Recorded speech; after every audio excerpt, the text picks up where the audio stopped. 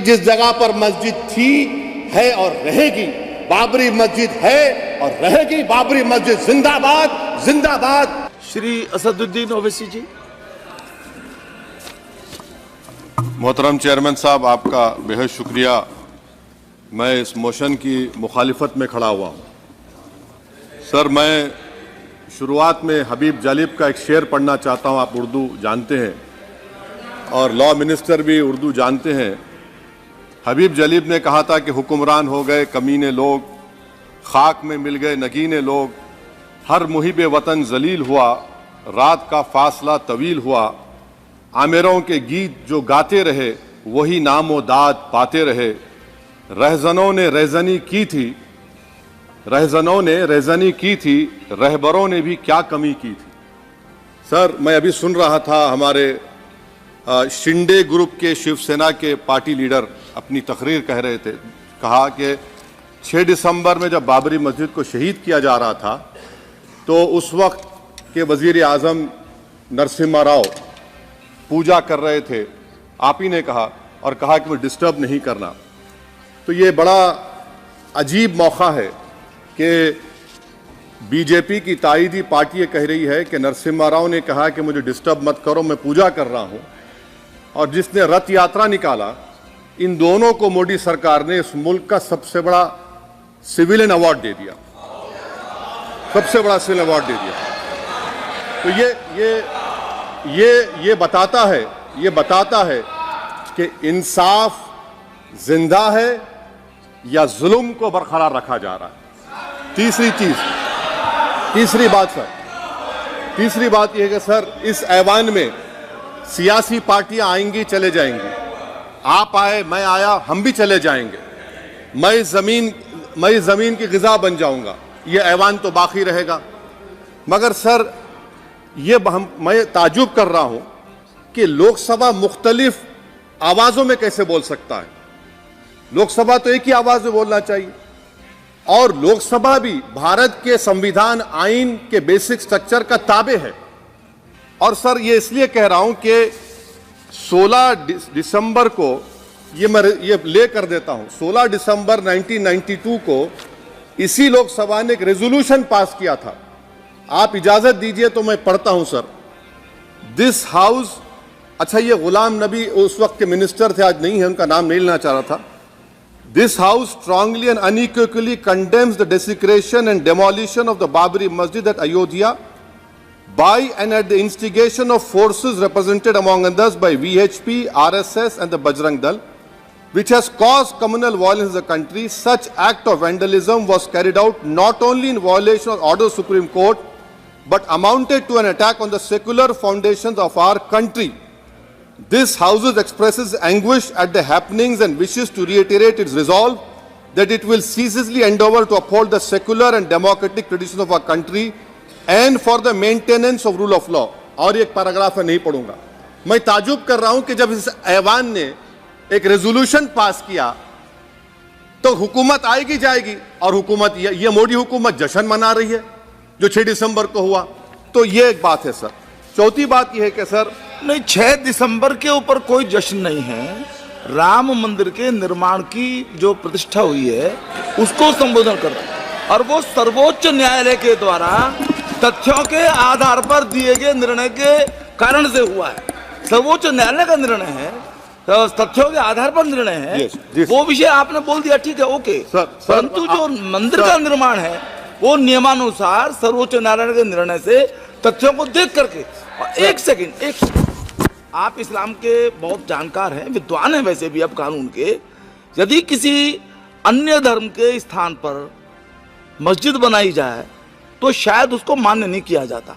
अभी ASI ने, supreme court ने स्वीकार किया है कि वहां पर राम मंदिर था। तो इस विषय केवल यह है कि वहां पर राम मंदिर ठीक बना कि नहीं बना, वो विषय हो गया। तो कृपया इस पर यदि आप कुछ बोले तो बोलें प्लीज। सर, मैं आपको गलत साबित कर दूंगा सर। और मैंने रुक तो जाइए बड़ी इज्जत के साथ सर, मैं आपकी बड़ी इज्जत करता हूं सर। आपको मैं कोट कर रहा हूं सुप्रीम कोर्ट का जजमेंट, पैराग्राफ 1222, रोमन 17 उसमें लिखा गया है, the destruction of the mosque took place in breach of the order status quo and the assurance given to this court, the destruction of the mosque and obliteration of Islamic structure was an egregious violation of the rule of law. Egregious का मतलब जो छोटी मोटी अंग्रेजी में आती है वो क्रिमिनल एक्ट कहा। और सर आपने कहा था कि वहां पर मंदिर को तोड़कर बनाया गया। सर मैं आपके सामने ये तमाम चीजें लेकर दूंगा, सुप्रीम कोर्ट के जजमेंट के पैराग्राफ्स हैं जिसमें सुप्रीम कोर्ट ने एएसआई की रिपोर्ट को नकारा। उन्होंने कहा कि मंदिर को तोड़कर मस्जिद नहीं बनाई गई थी। सुप्रीम कोर्ट ने कहा, ये सुप्रीम कोर्ट ने कहा। अब और मैं रख दूंगा, आप पढ़ लीजिए, आप पढ़ लीजिए।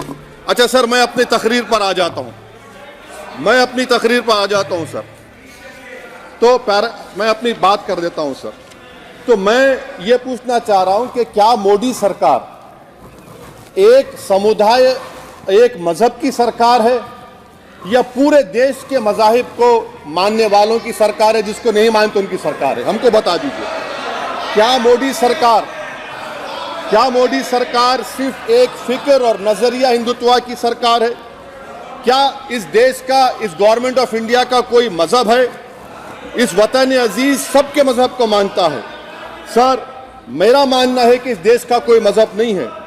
क्या ये सरकार 22 जनवरी का पैगाम देकर यह बताना चाहती है कि एक मजहब को दूसरे मजहब के मानने वालों पर गलबा और कामयाबी मिली? क्या आइन इसकी इजाजत देता है?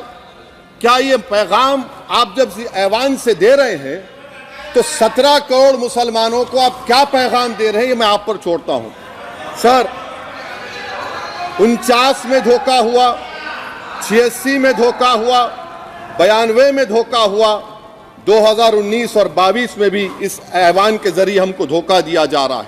और अफसोस के साथ कहना पड़ता है सर कि मुस्लिम अक़लियत को हमेशा यह कहा गया कि तुमको भारत के शहरी बरकरार रहने के लिए एक बहुत बड़ी कीमत तुमको चुकानी पड़ेगी, और हम पर इल्जाम लगा दिया गया। सर क्या मैं बाबर का स्पोक्स पर्सन हूं? क्या मैं जिना का स्पोक्स पर्सन हूं? क्या मैं औरंगजेब का स्पोक्स पर्सन हूं? बताइए सर, आखिर मैं कहां तक आप मुझे लेकर जाएंगे? दूसरी बात यह है सर, दूसरी बात यह है कि फिर 6 दिसंबर के बाद देश में फसाद हुआ, नौजवानों को टाडा में डाला गया जो बूढ़े होकर निकले। यकीनन आपकी सरकार नहीं थी, आपकी सरकार नहीं थी। अच्छा बल्कि मैं तो मर्यादा पुरुषोत्तम राम की इज्जत करता हूं, मगर मैं नाथूराम गोडसे से नफरत करता हूं। मेरी नस्लें नफरत करती रहेंगी क्योंकि नाथूराम गोडसे ने उस शख्स को गोली मारी जिसके जबान से आखिरी लफ्ज निकले हे राम। सर छठी बात यह है कि 87 में मलियाना हाशिमपुरा हुआ, 83 में नल्ली हुआ, 44 में जम्मू में नस्ल कशी हुई, 2022 में हल्दीवानी में कत्ल हुआ। इतने धोखे सबसे बड़े किसको दिए गए? असदुद्दीन ओवैसी को दिए गए। मगर फिर भी मुझसे ही कहा जाता है कि वफादारी को तुम साबित करो अपनी ओवैसी। सर आज भारत के 17 करोड़ मुसलमान अपने आप को अजनबी और एलिनेट महसूस कर रहे हैं। मैं बहुत बड़ी नाइंसाफी होती है, सर ये कोई तारीखी नाइंसाफी को इंसाफ नहीं किया जा रहा है। स्पीकर बल्कि सर, अंग्रेजी में स्पीकर सर केवल एक प्रश्न का जवाब ओवैसी साहब दे दें कि बाबर को वो आक्रमणकारी मानते हैं या नहीं मानते हैं? पुष्पमित्रा संघा को आप क्या मानते हैं? बताओ, पुष्पमित्रा संघा को आप क्या मानते हैं? जम्मू के वो, कश्मीर के वो राजा को क्या मानते हैं जिसके पास एक फौज थी मंदिरों को तोड़ने के लिए? आप क्या मानते हैं? यही तो मैं कह रहा हूं कि निशिकांत दुबे 47 में आजादी मिली, असदुद्दीन ओवैसी से बाबर की बात पूछ रहे हैं। तुम गांधी की बात पूछते, तुम बोस की बात पूछते, तुम जलियांवाला बाग की बात पूछते, तुम काला पानी में जो मुसलमान शहीद हो गए उनकी बात पूछते, मगर बाबर की बात पूछी जाती है। तो सर मैं आपको बता रहा था, खामखा डिस्टर्ब किए सर, मुझे मेरा वक्त ले लिए निशिकांत दुबे। सर मैं आपसे कह रहा था मोदी हुकूमत ये पैगाम दे रही है भारत के मुसलमानों को कि जान बचाना है या इंसाफ चाहते हो। मैं कह रहा हूं मैं भीख नहीं मांगूंगा, मैं इस नंगी तासुब को कबूल नहीं करूंगा, मैं दूसरे दर्जे के शहरी के मौक़िफ़ को कबूल नहीं करूंगा, मैं अपनी शनाख्त को नहीं मिटने दूंगा। अब मैं झूठी और दिल फरेब बातों पर हरगिज भरोसा नहीं करूंगा। मैं वो काम नहीं करूंगा जो बीजेपी और नाम निहाद सेकुलर पार्टियां चाहती हैं। मैं वो काम करूंगा जो आपको पसंद नहीं है, संविधान के दायरे में रहकर। सर, कंक्लूजन में मैं आपको बताना चाहता हूं कि आज इस देश को किसकी जरूरत है। इस देश को अयोध्या में, तारीख शायद नहीं पढ़ते होंगे, मौलाना अमीर अली कौन थे, पुजारी बाबा रामचरण दास कौन थे, अयोध्या के पुजारी थे। दोनों ने मिलकर अंग्रेजों के खिलाफ जंग लड़ी थी और दोनों ने, अंग्रेजों ने इनको गिरफ्तार किया और एक पेड़ पर मौलाना अमीर अली को और पुजारी रामचरण दास को फांसी दे दी गई। देश को इनकी जरूरत है। देश को शंभू प्रसाद, अचन खां, ये राजा देवी बख्श सिंह के फौज में थे, अंग्रेजों से मुकाबला किया, मुसलमान की लाश को जला दिया गया और शंभू प्रसाद को दफना दिया गया।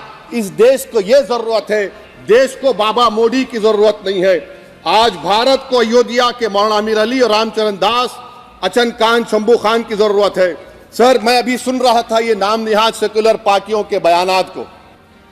क्या होता है सर, आप, खत्म कर रहा हूं, क्या होता है सर, जब काजी साहब गवाहों को लेकर दुल्हन के पास जाते कि तुमको निकाह कबूल है, तो दुल्हन शर्मा के खामोश बैठ जाती। तो इनकी खामोशी रजामंदी की अलामत है। जी जी। तो सर, मैं खत्म करने से पहले यह बताना चाह रहा हूं कि जब वजीर आजम जवाब देंगे तो क्या वो भारत के 140 करोड़ जनता के लिए जवाब देंगे या फिर सिर्फ हिंदुत्व की फिक्र रखने वालों का जवाब, मैं खत्म कर जवाब देंगे। मैं ये देश, दुनिया, मुसलमान देख रहा है। सर, मैं आपको यह भी बताना चाह रहा हूं, आखिर में कंक्लूड कर रहा हूं सर, 1 मिनट चाहिए, 1 मिनट चाहिए सर। सर, मेरा मानना यह है कि आज मैं बहैसियत एक भारत के गयूर मुसलमान के, let me stand as a tall Indian Muslim and say that the light of Indian democracy today is at its dimmest today, sir. Sir, in conclusion, मेरी फिक्र में, मेरा ईमान मुझे कहता है जिस जगह पर मस्जिद थी, है और रहेगी, बाबरी मस्जिद है और रहेगी, बाबरी मस्जिद जिंदाबाद, जिंदाबाद, भारत जिंदाबाद, जय हिंद। सबको जोड़ने की बात की जाए वो बेहतर है। जी, श्री बीबी पाटिल जी।